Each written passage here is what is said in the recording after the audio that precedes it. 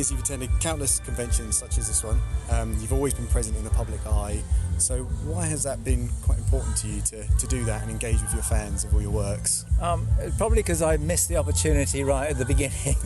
I was artist guest salon at the World Fantasy Convention years ago, and I went with my wife Wendy, and it was in San Francisco. So we decided this is a great place to go and eat. So Wendy and I would just sneak off.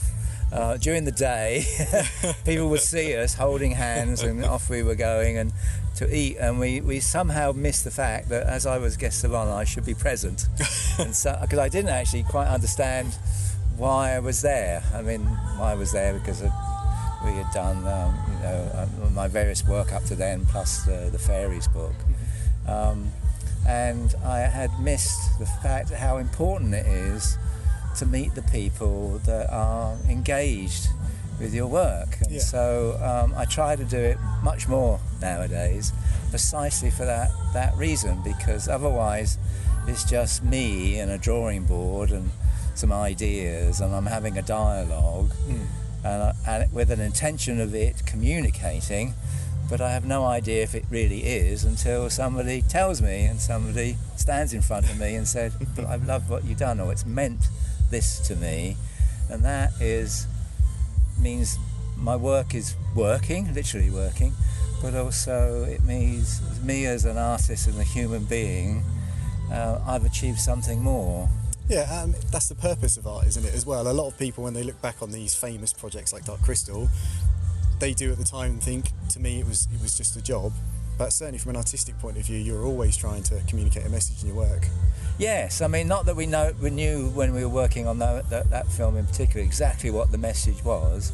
I mean, in fact, we made the film that we wanted to see ourselves, and so it was pretty arbitrary whether anybody else was going to look at it or what they felt. I mean, much to our surprise, we discovered that people were frightened of it, or when they were younger, it scared them. It never occurred to us, but it's because I was designing, but Jim Henson and Frank Oz loved monsters. Yeah. So when I was designing, they said, "Well, just make it worse," which that's their code for make it better, and that's what we did. So, but embedded in it was sort of had spirituality, and I think that's why Dark Crystal in particular has longevity, that how people intuitively pick up on its deep qualities.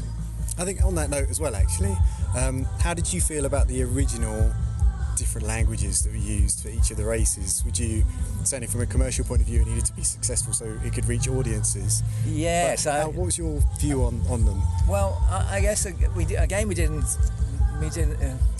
didn't come into our purview, really. I mean, what we were doing was just making, we thought, a really, as Jim would say, a really neat film.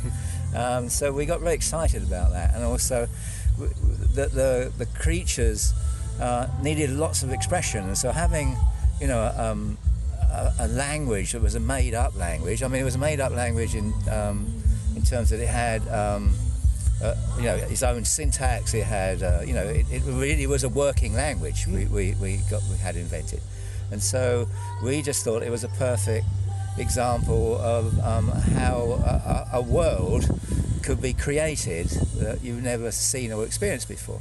So it was indeed a bit of a shock when the executives, I remember the executives coming out of a showing in their suits and actually were ashen-faced.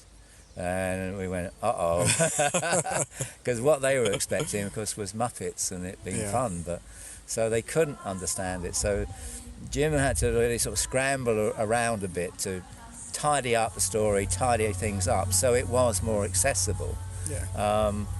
But when I saw a version of it dubbed into Italian, and so to see the Skeksis speaking in Italian was full of emotion, and set it back into like the Vatican, which had some of that, in political intrigue, which in the costuming was Renaissance. So it brought it back to that early days when it was very rich, and so I mean we lost something, but we gained more by letting people know what was going on. I'm going to try that when I get home, actually. We discussed a little bit over San Diego at the moment. You've got Comic-Con going on. They discussed briefly with the panel there, kind of why now for Age of Resistance when there have been several attempts.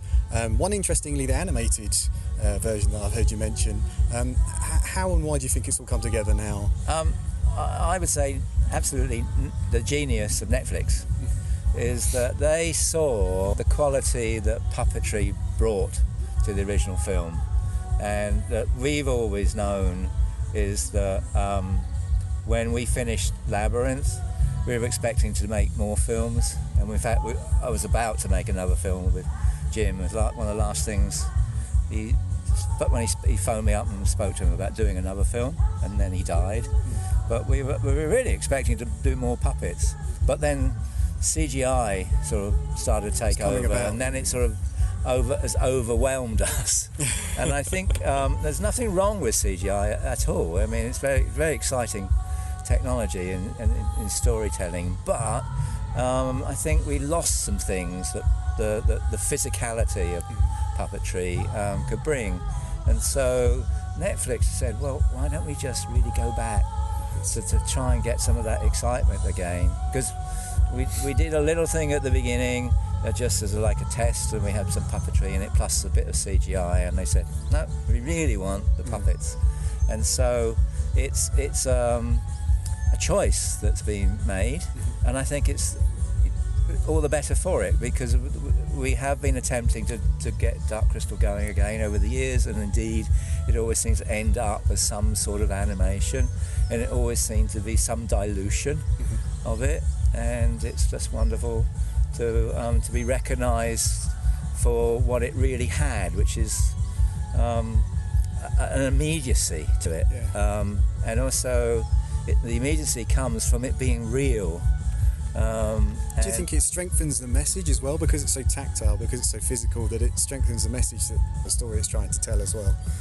Yes, because it actually is. It's sort of blatant in its story. So we are telling a story. I mean, one of the things about Dark Crystal in that attempt to make it more accessible, which some people criticise, they said, well, you've given the story away at the beginning. There's a voiceover at the beginning, and which was nonsense, because it was meant to be a myth, and a myth is something that you know about, you've heard before, but it's always in the retelling of the myth you learn more about human nature, or about the dynamics of personalities. And so the original film was very much like that. So I think puppetry and physical objects lends itself perfectly to that. So the original Dark Crystal is that people just watched it once it got out onto VHS, and then DVDs, watched it again and again and again, because they kept finding things in it, things that we deliberately try to make it a very rich world, and I tried to make it a world that seemed to have a history. So I put lots of stuff in it, of geometry and symbols. Absolutely, yeah. And indeed, people do keep finding things in it. And maybe it's because some of the storytelling is slightly, I would call off, slightly wonky. We didn't always get it right, but it's a story that we know has depth, and it's like, around every corner you didn't quite go around, there's something else going on. Yeah. And so we've definitely recaptured that feeling in the Netflix series. Yeah, no, absolutely. You're right. Every time I watch the film, which is many, I do find something new every time. I also wanted to ask that it's been over 35 years since the last, the original Dark Crystal came out. Have you found that your own approach changed when you came to work on Age of Resistance at all? Yes and no. I did my designs, and I looked at my designs and I thought, oh gosh, they're all a bit, scratchy and a bit wonky. And when I looked back at my original ones for Dark Crystal, I thought, oh no, these are scratchy and wonky. And so I realised that's my approach, because a design is only the beginning of the characterisation. So finally, when we make it, and all the processes we have to go through, I'm trying to keep the spirit of the drawing going into the physical object, which is the puppet. And so that's my job. what was different about this, we had to work much faster. I didn't have 5 years to do it. We really only had a few months, and we've got 10 episodes, hour-long episodes, so there's whatever, less time, more content, more films, so it was a rush, and there was more of a challenge to bring everybody together, to get people to speak the same visual language and to understand what my drawings meant.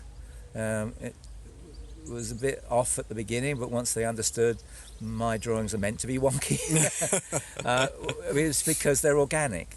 And everything in the original Dark Crystal is everything's alive, that nature is really present in everything. And again in this return to the land of Thra, which is that everything is alive, and so everything shifts, moves, everything is related to nature, because Jim Henson was really keen on the spiritual aspect of nature. So he loved it when he visited you in Devon, didn't he? Well, he responded to that. He loved being in England. He liked what was beneath his feet, history, the spirituality, the sacred sites, the ley lines, and all that, which I put, embedded in Dark Crystal. So we've been allowed to do that again, try and give some of that aspect to it. But designing again for the Netflix series is that I deliberately didn't look at any reference. I deliberately just drew, and it just all came out of my head, because I sort of knew it was all about rhythms, and it's the abstractions that somehow tell you what the character is. And so with a puppet, because they don't do very much, they've got to impart a lot of information subtly. So that information is in the sculpt, the way it looks, it's in its colour, but it's in the shapes of the costume, it's in the textures of the costumes, it's in what's woven into it, what the symbols are. So a lot of other stuff is going on in the things we make for real, and that actually just shines through when it's filmed. You understand it's real, it's physical, and it accrues a lot of power, it seems to me. It's almost like you're going back to that retelling a myth phrase. By not looking at any references, you've got your own kind of distortion and filter from thinking back and recreating, and almost like you're reimagining the myth all over again. Yes, and also what I want is ambiguity. I want people to be wondering and puzzling and delving into it. I don't want the whole story to be told at once. I want it to be juicy, really.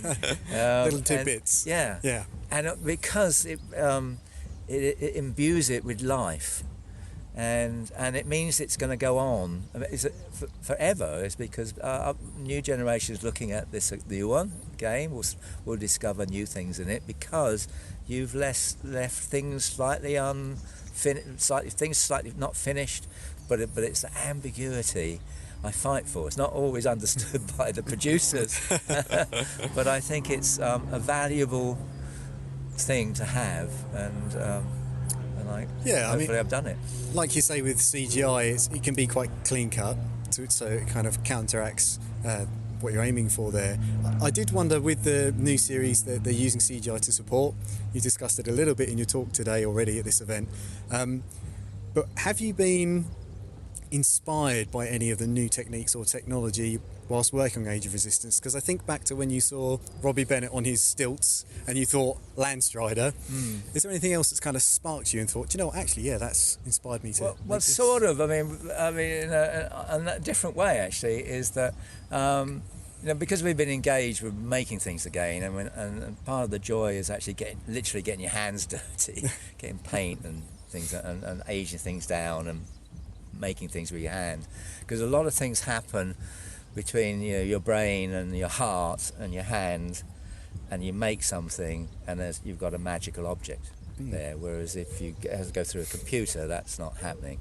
So it's all the things that sort of the mistakes and things that go wrong, and it accrues a patination.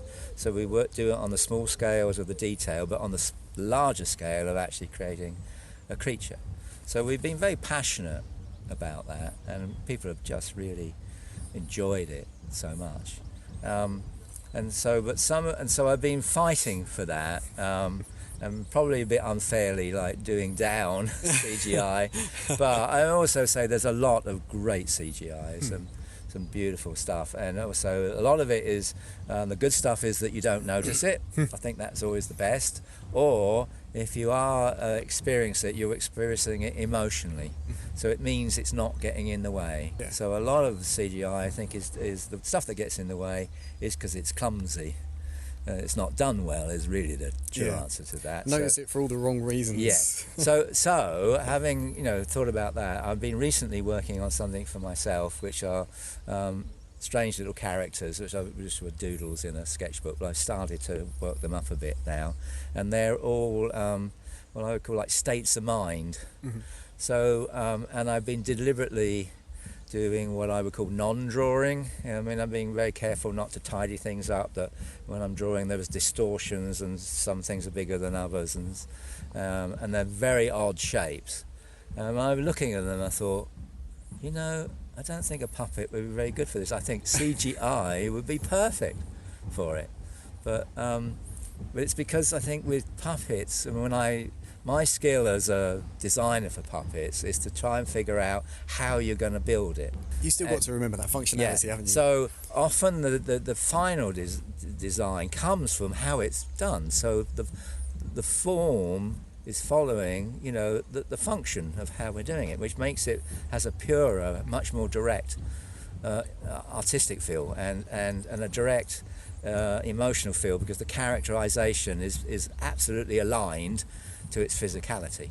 Now, with CGI, nobody bothers with that because they say, well, we can do anything you like. It can do anything. Well, that's where it falls down, I think, because it becomes vague and not focused, and you don't feel it has any real personality. You just overwhelmed by all the cleverness.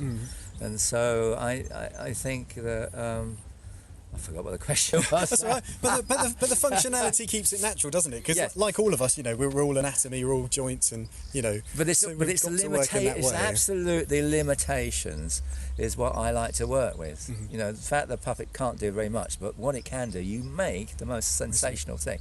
But also, when you talk to the CGI people, he's trying to get them to, even though they say, "Oh, we built this wireframe, we built a skeleton," they just, in the end, just ignore it. So everything goes whoosh, and it does all this. Whereas what you want is it to do just something very gently, but in the limitations of a skeleton.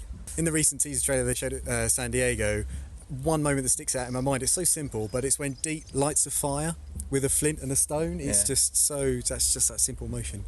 Nothing simple about it. We had lots of trouble with it. No, just in general, because of understanding, the limitation of puppetry. Because people just accept them as characters, they just want them to be able to do everything. But something like lifting a cup and drinking from it is that you can write it down and say, well, that's what I want. But to achieve that could be several different angles, several different rigs, and just so you felt that you've seen it do that, but it's very complicated. But so every time it works, I'm really pleased. It does. It absolutely works. But it's genius on everybody's part. They're working hard to get it to you, just to accept it. So. I think Leterrier said that every single scene was the most difficult scene in his career. That was so wonderful. It was so wonderful to hear him say that, because he was brilliant, but he had no idea he was going to let himself in for it. The poor man. But he has broken the rules of how to do a puppet film, and he's achieved this. It's magnificent. It's wearing for everybody, because there's so much is sort of wasted only because because everything we do is illusionary, and everything that we do is to try and hide how we do it. And so with his free-ranging camera, which is marvelous because it just brings so much life to the sets and the characters and the story. It's merciless. It reveals so much that we don't want to see. So it's finding that sweet spot when it does it, but it's worth it when you see it. I know everyone, of course, naturally has massively high hopes for Age of Resistance. I wanted to just touch on the fact that the original Dark Crystal wasn't a massive commercial success. I know you said that yourself sometimes as well. Do you think that it will play to Age of Resistance favour, that we are a lot more familiar now with the world of Thra and fantasy itself, a lot of work of which you and Wendy have both done to kind of get that view out there? Yeah. Absolutely. I think that the original Dark Crystal was so ahead of its time. People weren't expecting it. People thought they wanted something else. They wanted something softer. They wanted the Muppets. But Jim was trying to push the boundaries, and pushing the boundaries in storytelling and image making and what a puppet could look like and how emotionally it could be different to what people had seen before, and you could take it seriously and be engaged, and you would believe a puppet could die. I think absolutely extraordinary achievements, but indeed it took a while as people could review it, and as they sort of grew up, it became part of their lives. And so but definitely it's a time to revisit that, and definitely as a society we're in a space where we can accept some of the darker elements of the original film. And I think its time has come again. Well, just one or two specific questions about Age of Resistance, because I don't want to rudely put you on the spot, because I know that you can't answer certain things. But let's go with, what is your favourite creature that you've designed for Age of Resistance? Is it any little animal or bit of wildlife that you thoroughly enjoyed bringing to life? Yeah, I'm not quite sure how much I can tell. But what's been fascinating is about working on Dark Crystal again is seeing technology move on from work. In our day, we didn't have green screen. It's very hard to realise that a simple technology of that it didn't exist. In Labyrinth, we did Things Against Blacks, which was a bit creaky. Yep. But now with green screen, we can actually go back to old techniques of puppeteering. We can go back to the Japanese bunraku, where you have puppeteers on the outside who were traditionally dressed in black, and you would just ignore them. You would just be looking at the puppet character. In this case, we have people in greens against a green screen, puppeteering, and it's a very pure and direct method to bring a character to life. And so we've used that in one of the major characters, and that is the most delightful thing, because I think it's a really strong, powerful character, and it's gone back to an ancient technique, but using the new technology. Yeah. Oh, good. Out of Rian, Deet and Bria, who is your favourite and why? No, I couldn't possibly say that. It is like you don't like choosing between your creatures, do you? Because you know they'll come back and get you. No, well, they are all your children, and I think the biggest challenge, of course, is to they all need to be part of their own specific groups. You need to know that, but also you need to know the characters we are looking at are individual. And to make them look different, but feel part of such a larger thing was a real challenge. And so I think that people are going to be amazed by the characters. I think they're going to be really engaged because we have like a fabulous voice, stellar cast. Which is really going to help to bring them to life. And so I think everybody's absolutely going to have their own favourites. I still haven't chosen. I don't know. I'm finding it difficult as well. A lot of people have gravitated towards Deep, quite massively so. But no, I'm waiting to see every single one of them. One final question then on characters. You designed and illustrated the cover for J.M. Lee's Shadows of the Dark Crystal. Yeah. I know you didn't continue on with the rest of the series. Have you just personally tinkered at home artistically with the characters he's introduced and thought, do you know what, I feel like trying to get down that character on paper? Or No. No, I mean, mainly because I don't like illustrating. I get into trouble with Wendy because I say, I am not an illustrator. And he said, well, yes, you are. I said, no, I'm not. I gave up illustration in 1975. And what I've done is create worlds and, create images. And so I tend not to be illustrating somebody else's words.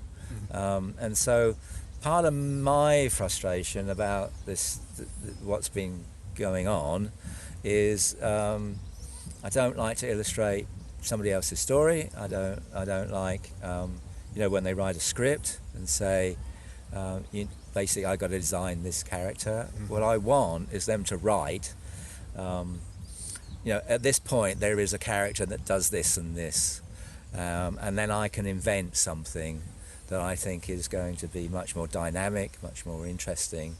And I don't like being basically told what to do, because it just cramps, I think, the possibility. Yeah. That's all. I mean, it's just a personal thing. It's Well, with all of your work, with the trolls, fairies, Dark Crystal, Labyrinth, everything, you've always portrayed that story and that message for your art, as we've discussed. So I can absolutely see where you're coming from.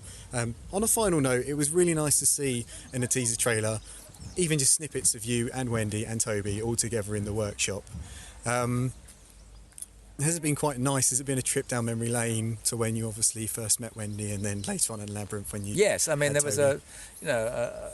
a working relationship with Wendy originally. Of course. And then growing up with our son Toby, Wendy's taught him how to sculpt, and he went to art school, and so we've had a really good working relationship at home, especially about art.